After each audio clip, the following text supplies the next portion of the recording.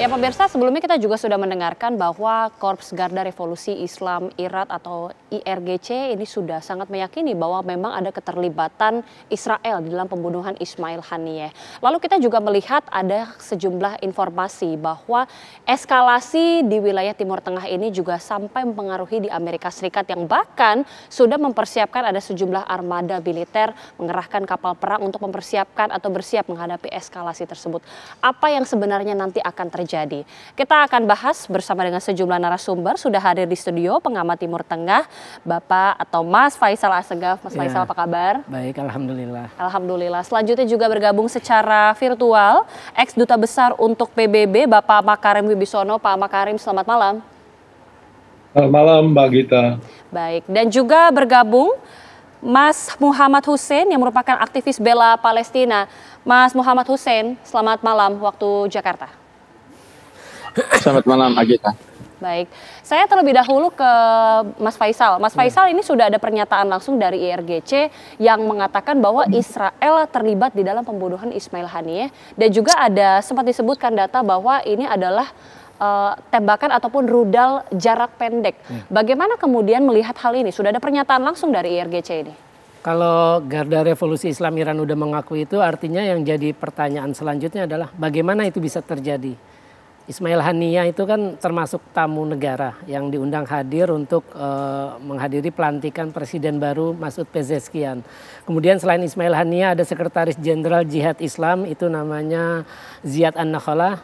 Kemudian ada Wakil Sekretaris Jenderal Hizbullah itu namanya Syekh Naim Qasim.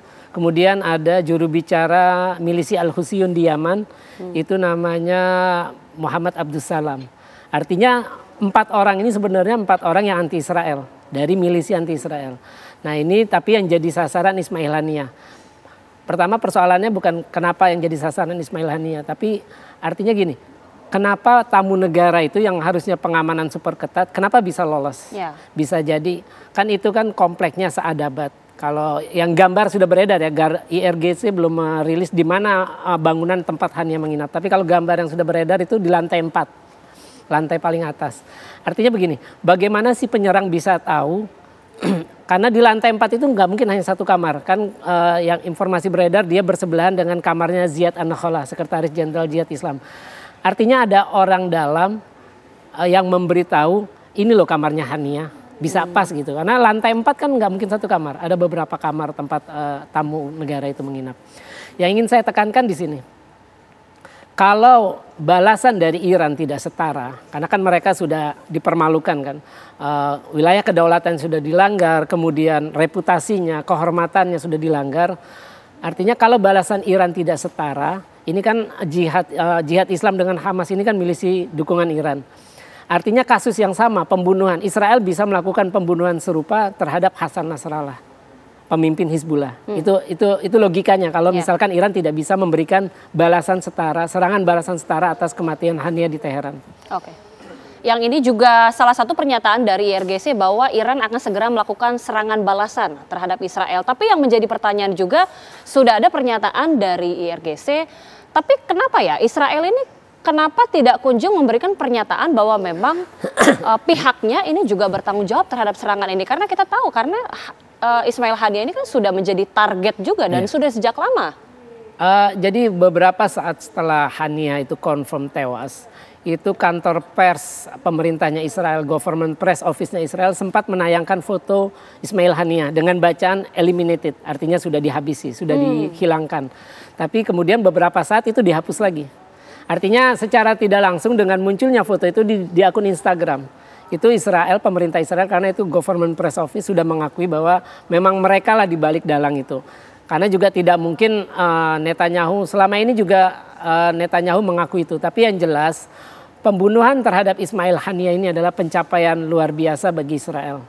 Karena kita tahu mereka juga sebelumnya sudah menghabisi Syekh Ahmad Yasin Maret 2004, kemudian Abdul Aziz Rantisi penggantinya September 2004, kemudian pernah juga berusaha meracuni Khalid Mish'al di Amman Jordan. Nah ini pencapaian luar biasa. Artinya begini, yang saya mau katakan adalah ketika reputasi Netanyahu ambruk, Karena dia gagal memenuhi target tujuan perang Gaza itu 3, menghabisi Hamas dan milisi lainnya, terus membebaskan sandera, terus memastikan Gaza bebas dari milisi yang mengancam Israel. Netanyahu tuh punya kartu truf yang lain. Ya udah kita habisin aja. Artinya kita tahu ketika Netanyahu berhasil menghabisi Israel, berhasil menghabisi Ismail Haniyeh, itu kan popularitas Netanyahu cukup naik lah. Karena kan Ismail Haniyeh ini salah satu orang yang dianggap sebagai dalang. Dan kita tahu Mahkamah Internasional ICC, Karim Khan itu jaksanya, ketua jaksa ICC sudah berupaya mengajukan surat perintah penangkapan. Salah satunya adalah nama Netanyahu selain Yahya Sinwar dan Muhammad Daif. Nah itu artinya Netanyahu pun punya alternatif. Dan saya kira Netanyahu sudah punya kalkulasi. Nah kalkulasi ini apakah tepat atau tidak? Artinya begini, ketika Israel menyerang kedutaan Iran di Damaskus, itu kan balasannya langsung. Itu pertama kali, presiden pertama sejak Republik Islam Iran berdiri, sejak 1979. Iran baru pertama kali menyerang langsung ke wilayah Israel. Biasanya melalui proksinya ya, Hamas, Jihad Islam, terus Hizbullah, terus milisi Al-Husyun, dan di Irak Popular Mobilization Front. Nah ini Netanyahu artinya bukan gambling sih, dia yakin. Makanya dia berani membunuh Haniyeh, apalagi itu di negara musuh. Artinya kan tamparan keras buat Iran, Aib. Dia juga punya kalkulasi. Apakah mungkin Iran berani membalas yang setara? Nah itu. Oke. Sekarang saya ingin ke Mas Hussein. Mas Hussein, Anda juga pada saat itu menghadiri pemakaman dari Ismail Haniyeh. Mas Hussein mungkin bisa bercerita seperti apa kemudian pada saat pemakaman, dan apakah mungkin sudah banyak informasi yang beredar bahwa terbunuhnya Ismail Haniyeh ini juga ada besar sekali keterlibatan dari Israel di dalamnya? Ya, pertama harus saya luruskan, saya tidak ikut pemakamannya karena pemakaman jenazah Ismail Haniyeh sangat terbatas dan dilakukan di area pemakaman para raja. Tapi saya ikut langsung salat jenazah di Masjid Sheikh Muhammad bin Abdul Wahab di Doha, Qatar. Dan kemudian malamnya kita juga takziah di rumah K bersama beberapa pejabat tinggi Indonesia, di antaranya ada Pak JK dan ada juga Pak Din Samsudin dan teman-teman praktisi lainnya. Dan tadi malam juga saya dan teman-teman WNI di sini mengunjungi rumah kediaman Ismail Haniyeh di Qatar. Kita bertemu dengan anak-anaknya Abdus Salam dan Hammam, anak-anak almarhum. Kita juga bertemu dengan istrinya Hajah Amal Haniyeh, dan kami juga bertemu dengan salah satu sosok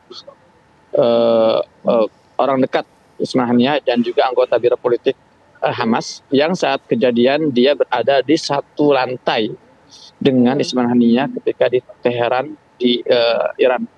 Dan dia bercerita banyak tentang sosok Ismail Haniyeh, kemudian juga tentang bagaimana kehidupannya di akhir hayatnya. Bahkan dia juga sempat menceritakan tentang kronologi pembunuhan Ismail Haniyeh di tempat kediamannya di Teheran. Dia katakan kemungkinan besar itu beliau atau almarhum ini dilacak melalui telepon genggamnya. Jadi sebelumnya kan semalam sudah dirilis oleh pihak Garda Revolusi Iran bahwa setelah investigasi dilakukan ditemukan fakta bukan ledakan dari dalam tapi ledakan dari luar. Artinya ada roket short range projectile, roket jarak pendek yang ditembakkan dari luar tepat menuju ke kamarnya Ismail Haniyeh di lantai 4 yang akhirnya membunuh Ismail Haniyeh dan satu dari 2 bodyguardnya. Jadi itu, dan hari ini kita juga mendengar bersama-sama poin-poin yang dikeluarkan oleh Garda Revolusi Iran yang juga dengan tegas mengatakan ada keterlibatan Israel. Mereka sudah mengumpulkan bukti dan ada keterlibatan Israel dalam aksi pembunuhan tersebut. Dan kita sekarang masih menunggu apa respon Iran, seperti halnya dikatakan tadi oleh Bapak Assegaf. Coba tadi namanya Pak? Ya, Mas Faisal. Mas Faisal, ya, Mas Faisal. Ya betul, kurang lebih kita masih menanti ya. Tapi kalau ada spekulasi lain, apakah orang dalam atau Iran terlibat dalam peristiwa ini kita masih belum bisa memutuskan ya, karena memang belum ada statement yang jelas ke arah seperti itu. Oke, artinya spekulasi yang sempat beredar bahwa ada penyusup ataupun ada pengkhianat internal yang dari Iran sendiri kemudian semacam memberikan informasi kepada Israel, itu sampai saat ini masih belum terkonfirmasi, Mas. Apalagi tadi Mas Hussein juga sempat menyebutkan Ismail Haniyah ini teleponnya sempat disadap begitu. Bukan disadap ya, bukan disadap, tapi menurut Terlacak. pemaparan langsung dari kerabatnya atau orang dekatnya Ismail Haniyah yang tadi malam saya temui, dan dia ngomong langsung di depan kami, di depan kita semua, bahwa roket tersebut digerakkan karena berdasarkan lokasi handphonenya Ismail Haniyah. Dan saya juga baca satu artikel di satu media lokal hari ini, Israel kemungkinan besar menggunakan teknologi yang sama, yaitu teknologi AI, Artificial Intelligence, untuk mencari lokasi Ismail Haniyah. Sebagaimana mereka juga telah menggunakannya tahun 2020 untuk membunuh salah satu pejabat tinggi di pemilitaran Iran.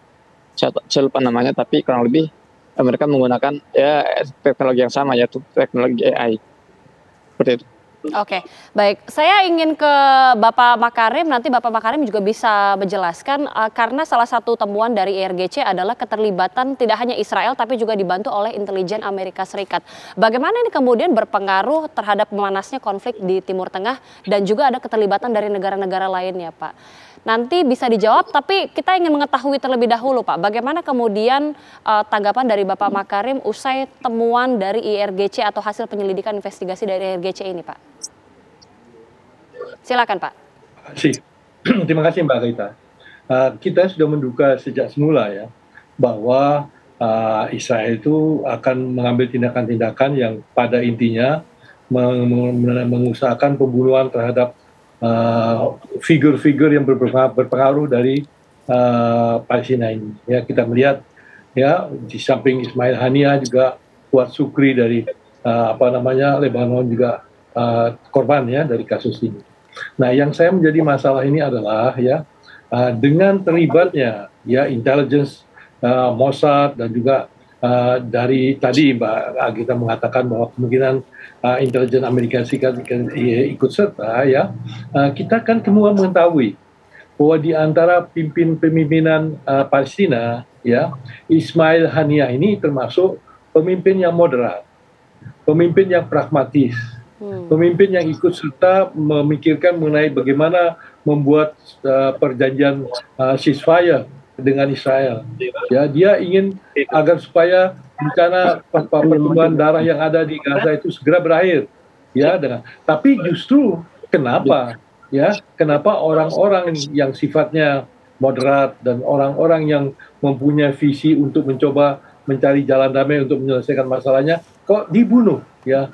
Apakah ada usaha agar supaya proses pengkajian mengenai perjanjian ceasefire ini tidak menjadikan kenyataan ya, karena juga di sini banyak aktor-aktor yang terlibat di dalam masalah sengketa yang ada di Timur Tengah ini ya. Karena apa, tadi sudah Mas Faisal sudah kasih tahu ya bahwa figur ataupun suasana dari masyarakat di Israel juga dengan berlanjutnya konflik di Gaza yang tidak ada hasil-hasilnya ya, itu juga membuat reputasi dari Netanyahu juga kemudian menurun ya. Jadi dia ingin suatu langkah-langkah ya agar supaya dia punya nama kembali meningkat ya, agar supaya dia akan tetap bertahan sebagai pemimpin di Israel. Oke, dengan terlibatnya ada intelijen Amerika Serikat, bahkan informasi terpisah menyebutkan Amerika Serikat sudah tengah bersiap ada mengerahkan sejumlah armada dan juga kapal perang. Apakah ini artinya untuk gencatan senjata bahkan upaya perdamaian ini masih jauh? Nanti bisa dijawab oleh Mas Faisal juga dan oleh sejumlah narasumber usai jeda, pemirsa, kami kembali.